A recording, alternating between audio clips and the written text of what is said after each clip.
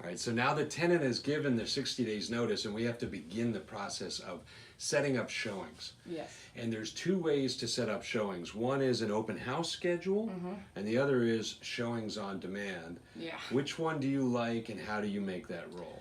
All right, so we prefer open house schedules, a recurring time every week, and the tenant prefers it too. You just kind of have to let them know that they prefer it.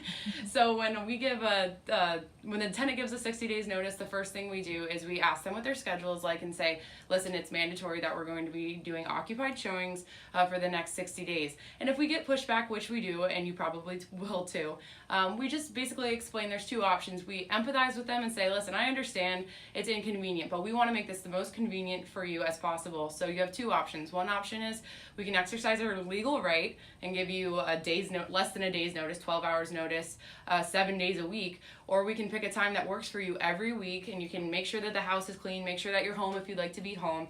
And usually they feel like, all right, listen, I don't really have a choice in the matter, but at least they care. Right.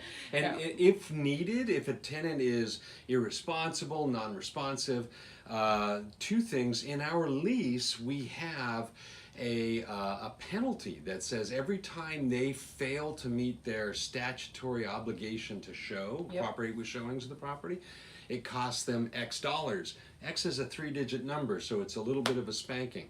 And so once you implement that, they say, okay, hold on, I don't want to keep on incurring these penalties, so I will cooperate with showings. Yeah, and usually, like I said, if you start with empathy and you start by saying, listen, I get it, I've been a renter, we want to make this work for both of us, so let's come up with a day that works. And then it usually works out pretty well.